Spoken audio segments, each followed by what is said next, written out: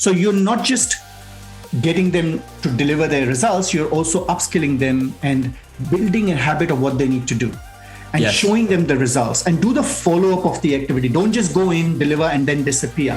Welcome to Process Pioneers, the show that takes a deep dive into the minds of decision makers, key influencers, and process experts who are pioneering the world of everything process. Welcome to the next episode of Process Pioneers. My name is Daniel Rayner. I'm the host of Process Pioneers. And in each of these episodes, I have the absolute privilege of sitting down with people involved in organizations of a wide range of sizes, whether that's public or private or government or from a consulting perspective or lens, from an academic lens. Really, we're gathering together to discuss this topic of business process management. How can we as organizations use our processes to deliver more value, essentially, at the end of the day? And there are many different ways of going about it. And so we need to talk to many different people so we can continue to learn from those that are putting this into practice each and every day. And today I have the absolute privilege of sitting down with Atif Aijaz. Now, Atif is currently a senior change manager working for government, but also has Beyond Potentia, which is his own consulting business where he works with small to medium businesses to help them change, improve, and grow. So I'm very excited for this conversation. Atif, thanks for sitting down and joining with me today. Thanks, Dan. Really looking forward to this conversation, and thanks for the opportunity.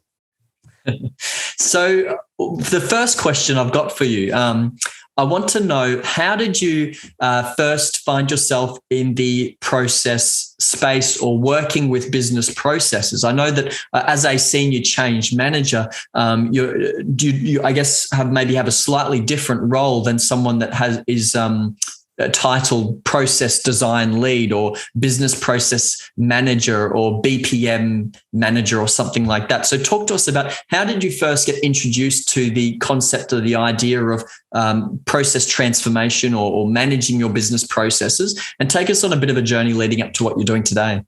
Okay. So when I look back at my career, I think, when I did my MBA and I started my career at banking in Pakistan, that was my first interaction with processes, because you need to go through certain rules and, systems and all that stuff. But I'll be honest, at that point in time, I wasn't thinking about them at all. Consciously, when I really became aware of this is something that delivers value, is I believe when my first interaction was when I was at BOC Gases, and I was very closely interacting with a mate at BOC who was part of the PMO office, and they were running some, green belt and black belt projects. And that was my first formal introduction of, this is some sort of a formal competency that needs to be delivered. But my hands-on experience came when after BOC, I went to Claim Central as a head of HR. And I still remember where the first time, it was my very first month. I was there to set up the whole HR from scratch, and I wanted to put together job descriptions, performance management things, and stuff like that. And I walked into the CEO office whom I was reporting to, and I said to him, "Can I get hold of your standard operating procedures?"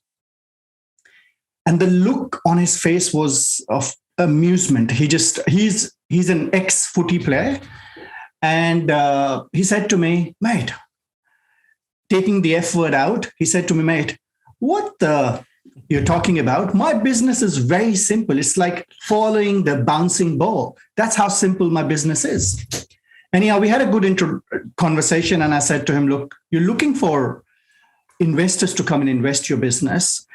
Wouldn't they be asking for, what if something happens to you? How are we going to run this business? We need to have a standard operating procedure." However, I didn't win that conversation. And I said, "Okay, no worries." And a month later, I remember still, it was a Sunday when I got a call from my boss, the same person. And he said to me, "Mate, remember you were talking about the standard operating procedures? We were in a meeting with this, one of their key clients, a very big insurance company in Australia. They had almost 20-25% of business coming from that insurance company. And a day before, actually on Friday, they had a meeting with them. And somewhere in that meeting, someone senior in that meeting from that insurance company asked the same question, said, what is your standard operating procedure? Do you have one? So he said to me, okay, because you mentioned it for the first time, and you're here for HR, but I would like you to create a standard operating procedure for my business. And that was my first hands-on experiences with understanding and mapping processes, and then from there on to improving processes. So that was a very enriching journey to how to map it, how to do all that stuff, build all the improvement. But that's where I first realized, wow, this is an amazing area to be knowledgeable of, how to use it.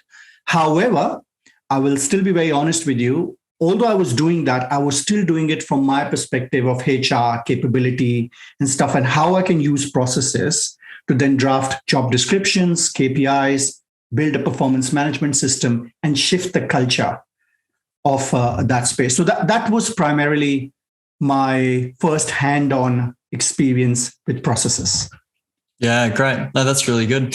So you were saying there that, dealing with it through the lens of HR, is this something you would say that each area of the organization needs to own? Because obviously there are large organizations that will set up center of excellences and have teams of process specialists that'll do a lot of the work, but maybe sometimes there's a disconnect between the work that's actually being done and then the improvements or suggestions or the change that is happening. Is this something that all areas of the business need to be involved in? And if so, how do you tackle process management from the various areas? So my passionate area of this whole business process management is about culture shift. So I'm not a hardcore master black belt or a black belt, and I do not want to portray myself as that as well. I'm someone who understands the language of Lean Six Sigma, understands the value that it brings. But then at the same time, what I want to do or what I want to be known for is someone who can pick that language and embed that into a business culture or an organizational culture. Now, coming to your question, it's very interesting, and you see different shades of it in different organizations. It all depends on what's the objective of an organization. Like, for example, at Claim Central, when I picked that thing up, my objective was to actually shift the culture, to draft job description. It wasn't purely just to bring about efficiencies or reduced costs or reduced resources. That wasn't my lens. I was putting on a culture lens. Hence, it was important for me to involve everyone, including the most important person, the owner of the business. But what I see in different organizations is they always have this siloed lens. Like there will be one project or one team or one new person on board who will be very keen about this. And then they will drive it in their own silo and everybody else will not understand that. Or it is focused on just one project or one program, and the rest of the organization is alien to this whole concept. And what you see is that if you approach it that way, the rest of the organization sees this as something that's not wanted, something that has no value, something that's been forced on them. And I have another example I can share with you is after Claim Central, since 2015 to almost February this year, I was part of NBN. So when I joined NBN, Bill Morrow was there as the CEO. And NBN was facing this challenge of scale and efficiency and, in enhancing productivity. And Bill Morrow brought this whole methodology to the organization and said, if we need to scale, if we need to produce what we need to produce and meet our targets, we need to have this culture or way of doing things, which is about Lean Six Sigma. Yeah. And that's where, I have seen your videos about where you interviewed Ankur and Ravi as well. That's where I joined their team and we brought that shift. Now that's a different scenario where a leader on the top had a vision. He had a target to deliver, but he also had a vision of how to do it. So he brought in a specific team. Ankur was leading it. And then Ravi was there as well. And we all created this whole capability program of how we shift the mindset of the top leaders, but at the same time, how we shift and enable the mindset and the capabilities of the front end staff so they can all work together and drive the results. And we used to call that program scaling. It was all about scaling. So there was a program around scaling awareness or executive scaling program. But what it was just about that mindset of what you need to do. And we took it to every business part of the business at NBN. But the key ingredient was it had the core sponsorship, a very, very visible sponsorship from the CEO. You know, when people would present packs to the CEO in their steerco meetings, he would just simply call out the tools. Have you done the fishbone? Where is the fishbone? Have you done the root cause analysis? You know, where is the RACI? So everybody knew that there's a requirement. This is the way we operate. So that's how it became the way of doing things. As compared to when you go to an organization where there's just one silo or a program trying to do this, and the CEO, the top leadership is only interested in the deliverables of the program and not how it's done. They're not even interested in what learnings they can take from there and embed into the rest of the business. In those organizations, you will see it will always be a siloed approach. It will be between us and them, and it will fizzle out eventually. So what's your vision? That counts. And who's the sponsor? Yeah. No, that's great. That's fantastic. I think, there's a lot we can learn from what was done at NBN over those years. So what drives an organization to adopt a sort of process-centric mindset? Obviously, for NBN, Bill comes in with this a very strong process way of managing and running and growing that organization. I guess for an organization that's figuring out how do we maintain, our market share, grow our market share, bring on new members, new customers, what drives them to adopt this process-centric approach? What's the driver? What's the why? Now, I'll use a word which could be a very cliche because everybody uses it. But for me, it's actually the vision that the leaders have. And the conviction that they have to, deliver that vision. Now, it can come down to a leader might have a very short-sighted vision of they just want to increase profitability, okay, or a slightly broader where they just want to increase efficiency of a certain space. But if a leader has a vision of they want to change the ways of working in that organization, they want to change the culture of the organization, they want their customers to experience the organization in a different way. Now none of these things, people will say, what has that to do with processes? You're talking about all that big fluffy stuff. But the reality is to deliver that vision, you need to have processes in the back end. And the journey starts with mapping those processes and then improving them, and then bringing in those tools and ways of doing things in the business.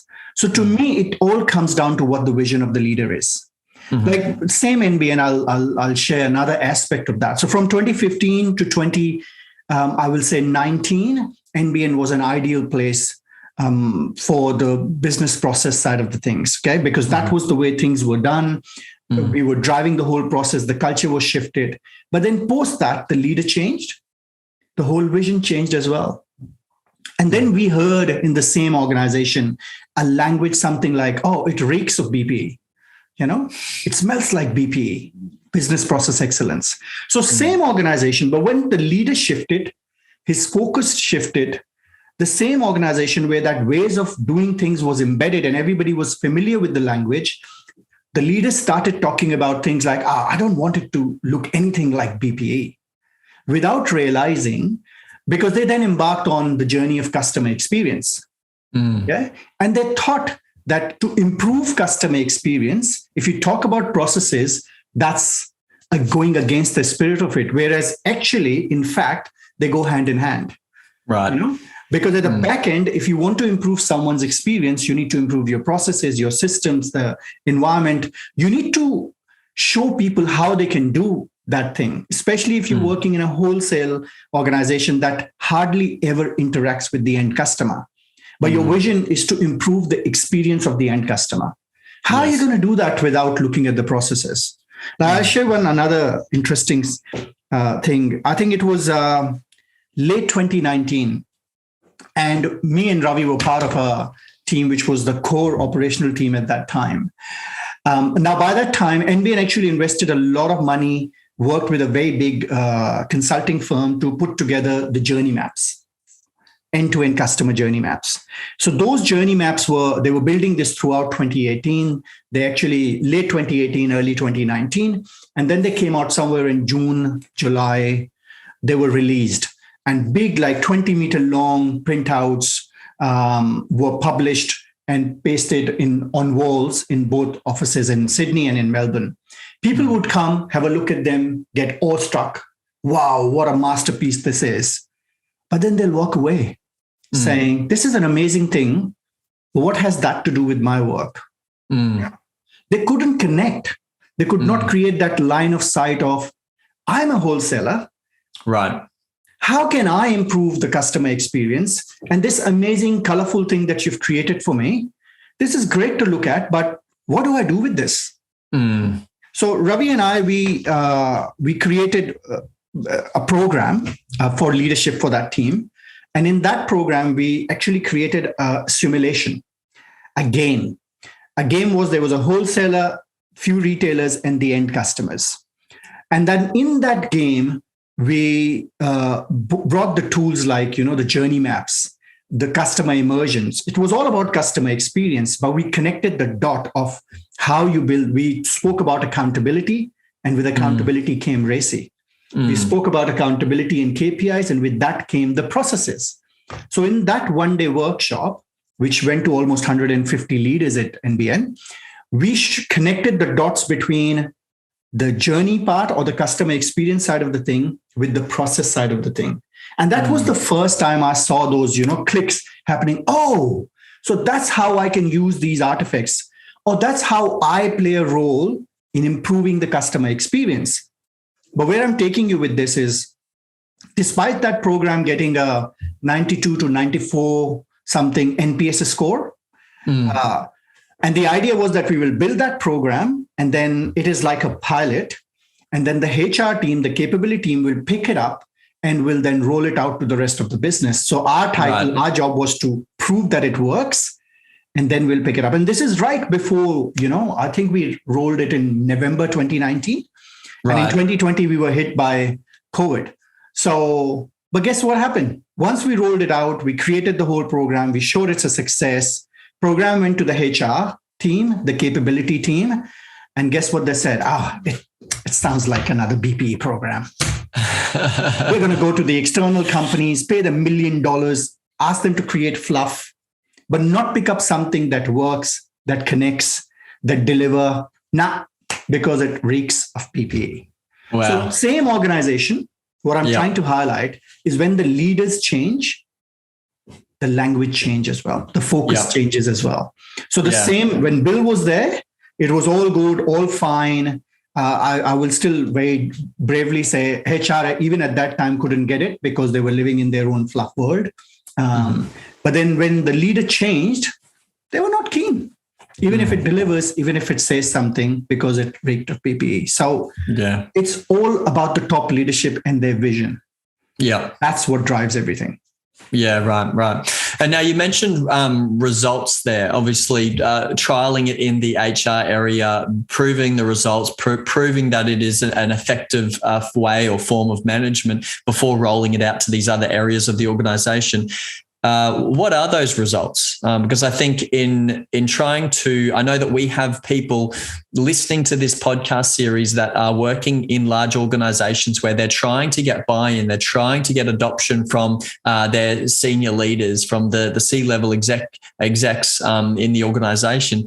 They want to know, they need to be able to communicate and articulate tangible results. This is what's happened before. This is what's happened in other organizations, and this is the potential here. So what are results? What are some of those wins that you experienced through this adoption, through all of this work that Bill was driving? Obviously, there's many results there, but do you have maybe some specific examples of like, this is how they did it this is how they were doing it beforehand. And now with effective process management, this is what it looks like afterwards, or something like that.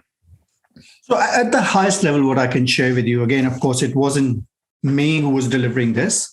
I want to be very clear. There was a huge team led by Ankur, and Ankur is the magic guy here, the most knowledgeable person here, and someone who has actually delivered things. He can. But I'll just share what he actually did.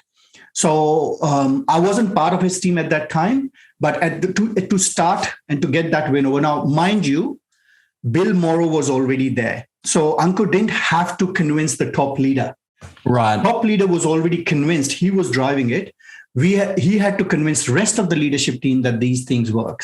So I remember, I think it was in 2015, 16, they were coming close to the end of the financial year. There were some numbers that they had to meet in terms of connections. And that's what Ankur did. His team focused on that one project and delivered those results to show to the rest of the leadership team that if you follow this methodology, these work. You can deliver them. They were really far behind, and with his team getting involved. So he got involved hands-on, his team got involved hand-on, supported the team and delivered the results. That was the initial piece.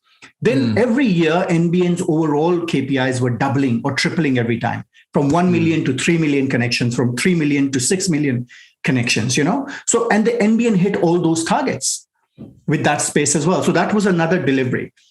But I think the most important thing that Ankur's team delivered later on from 16 and 18 is that shift in the culture. All those capability programs that he asked us to develop and deliver, the leaders could see that their teams were taking ownership. For example, when you have mapped your processes, you do things like that. You install habits like having a visual management board, doing a huddle around it, okay? Going on a Gamba and understanding what's happening for the process and coming back. Using PDCA to look at the problem, and the teams were trying to solve their own problems. 80% of the problems are solved by the teams themselves, and only 20% goes to someone else or the consultants to work with. They could see those results. They could see the results of when people were putting initiative charters, they were setting up initiatives, they were doing their research, they were doing their analysis, they were doing the root cause. And it wasn't like, oh, I feel like I need to change something. They were using data. There was a method in that madness, but that method was being used by everyone. The language was common. Like at NBN right now, even if you go to NBN and you talk about RACI, majority of the people will know what that thing is. They know that. They know what SIPOC is. They know what swim lanes are. So it's a common language that they talk about. And pretty much that was the challenge when we came to they embarked on the customer journey, because the word customer was a disputed word. Right. So they had to create that common language. They could take lessons from what they did in the BPE journey, in the CX journey, but unfortunately, they thought this is a completely different journey because the vision was different. And hence it's taken them a long time. Yeah.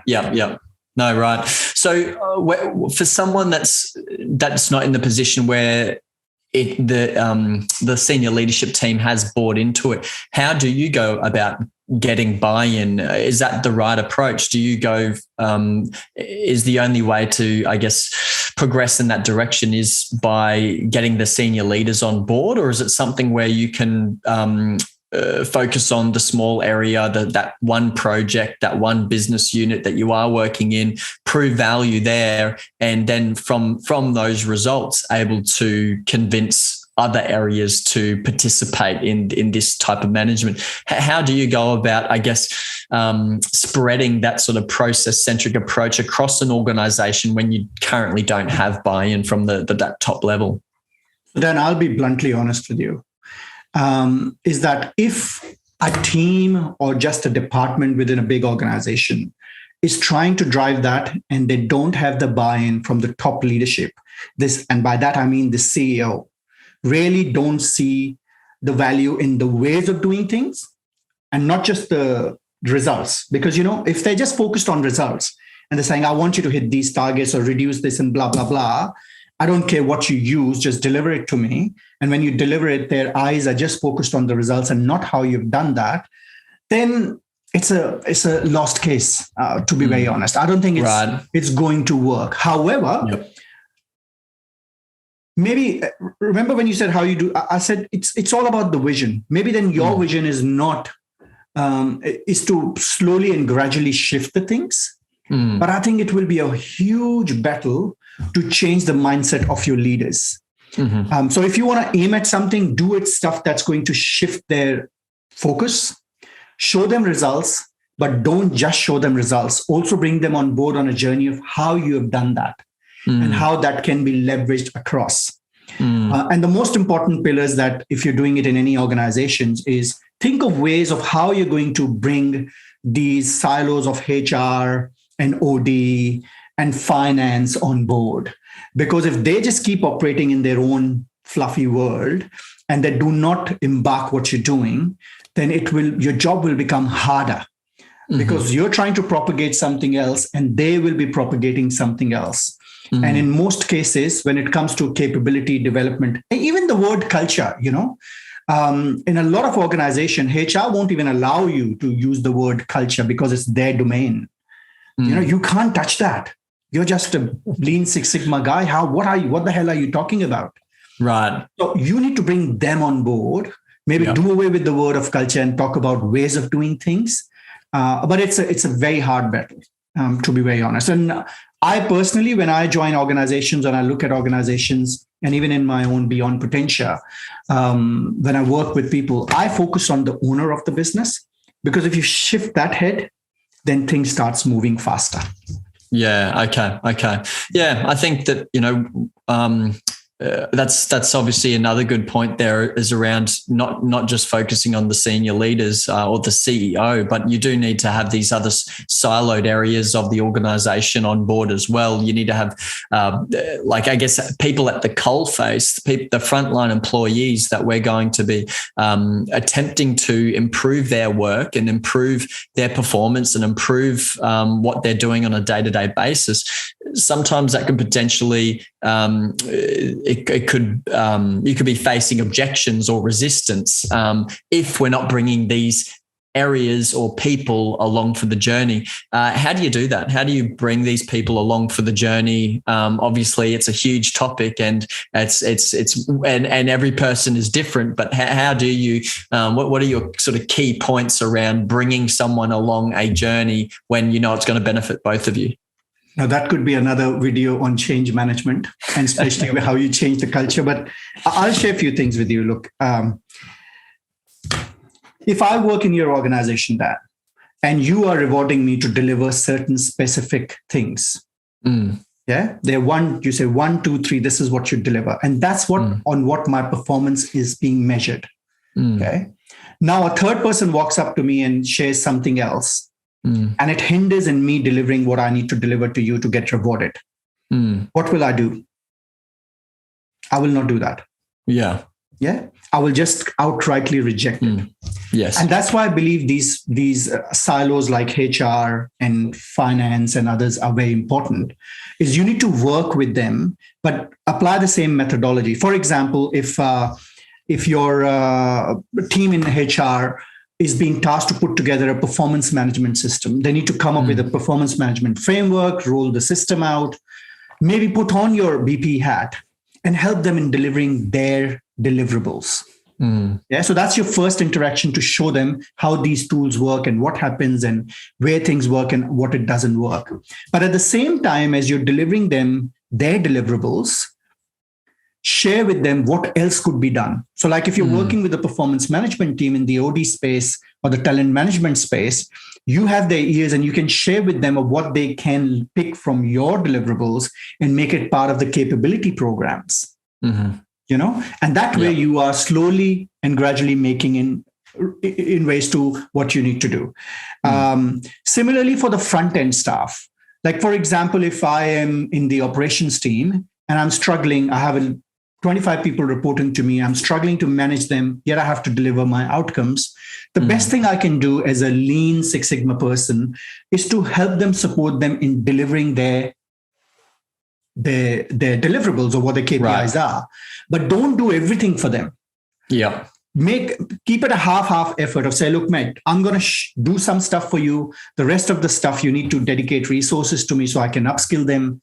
So you're not just getting them to deliver their results, you're also upskilling them and building a habit of what they need to do and showing them the results, and do the follow-up of the activity. Don't just go in, deliver, and then disappear. Keep the conversations going, and then take their success stories and then take it to the next team and then the next. Yeah. No, that's great. That's really good. And now when we talk about the future and where we're heading in terms of how we manage our organizations, obviously, there's, when it comes to process management, at least, there's lots of technology out there. There's all different types of automation technologies. There's all different types of analysis technologies. We've got process mining, which is quite a popular topic at the moment, being able to use the data that's in our existing systems to analyze the performance of the work that's getting done, and where are the bottlenecks, the idle times, all that sort of stuff that you can really drill down into. What does the future of process management look like? Where should our listeners be focusing their time, effort, and energy? Obviously, they're all working at a whole range of organizations with from all different sort of levels of process maturity. For a lot of organizations, they don't even know what their baseline is, what their starting point is. They don't know what their current processes are. For others, they've already got many RPA bots deployed, and they're already using process mining to help them have a competitive edge in their marketplace. So what does the future of BPM look like? What trends are you noticing, and where should our audience be focusing their time over the next 2, 3, 5 years? So I'll put on my cultural transformation hat and not answer this and I do not regard myself as an SME in the business process management anyway. I believe the biggest challenge that the BPM face, or business process excellence face, is they are seen as competitors to other key trends that are coming up, like, customer experience is coming up, agile is coming up, all that stuff. And what I have seen that happen at NBN, and what I'm noticing in other places as well, is people think if agile is different to BPM, okay, they can't work together. If you want to improve customer experience, you can't use business process excellence. Similarly, at the same time, I also see where the organizations that are like a little bit more mature in business process management, and they have their process maps and stuff, the phonetics and the hardcore BPM guys go for all these flashy, awesome things. Like, for example, business process maturity. Like, if you make it a regimented process where people have to tick boxes and follow everything, and it becomes more like an audit process when you're working in a bank, guess what happens? People don't like it and they hate it. Yeah.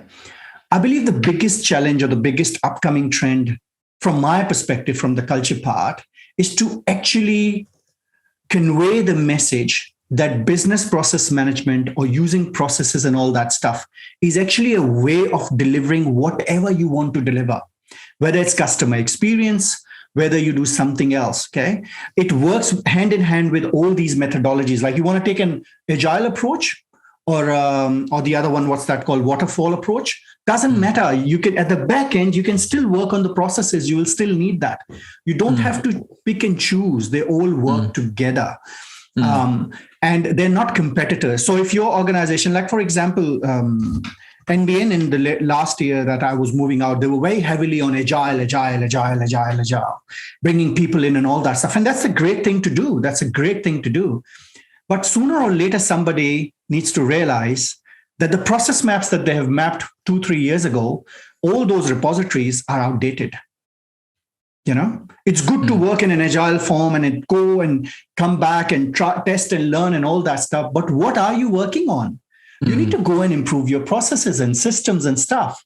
So agile is just a way of operating and making decisions. But what you're working on is still the processes. And I think this is where the experts and the SMEs, or the champions of BPM, are failing, because they're not communicating that message to their organizations and their leadership, is that they're not two different things. They need to work together. I'll share another example with you. I'm sure you've heard of Signavio. In my last 1 year at NBN, I was given the charge to take those physical journey maps that I spoke about earlier and digitize them. And we went and we took Signavio's journey map modeling tool because we had all our processes already mapped in Signavio. And my intention behind that was that, again, my learning from that leadership workshop that I did, if we do not connect our customer journey maps with our processes, we're not providing link to our front-end staff of what they need to do. So we brought them into digitized form. We linked them with the processes. We linked customer pain points, customer moments of pain, everything to the processes to say, hey, if you go to this phase of the journey, you come to this customer moment of pain. When you scroll down, you can see what are those processes that are contributing to this experience. And if one of those processes is something that you're contributing to or you're accountable for, now you know this phase of the journey you impact. Yeah. Guess what was my challenge? We created all that stuff. We created all the tool. It was all awesome, fancy. We were running these sessions called customer journey map immersions. But the processes that I was trying to link it to were outdated. Right. Yeah. So when I will show an example to an audience of 50 people, they will say, but that team name is not correct because that was before the restructuring in 2019. Right. And guess what? The organization threw out all the resources working on the processes, and they didn't have enough resources to even update and put the new team name. There you go. That's the challenge. Jumping onto the next shiny thing, agile, this and that, but the core piece is getting ignored. And I won't blame the organization. I will blame the people who were there who were not able to connect the dots and communicate to the organization that whichever direction you go, whatever vision you have, you still need to work on processes. So that will be my message. At the basic level, build that culture and understanding in your leadership that whatever you want to do, maybe you want to go to Mars, you still need to have a process of how is that rocket going to lift and get there, and where are you going to bring all the resources? Yep. That's great. That's fantastic. I think, I think there's a lot of value there for a lot of people to glean from and to have a bit of a reality check because, I've come across many organizations where it does feel like a bit of an internal battle around, well, what are we doing? Are we doing agile? Are we doing customer journey or customer experience? Are we doing business processes? What's the thing that we're doing without realizing that they can all work hand in hand and be more valuable when working hand in hand than if you're only focused on one thing. I think probably the one that's coming up for me more frequently at the moment is agile. We're not doing a process thing, we're doing an agile thing, So so it's good to have these conversations and try and educate people, decision makers, influencers. They're not competing against each other, but they can and should be working hand in hand. But my last question, Atif, for you is that obviously we were only able to cover so very little in this conversation around business process and your experience of it. If any of the audience has, I guess, follow-on questions that maybe you've piqued an interest in and they want to go and learn more.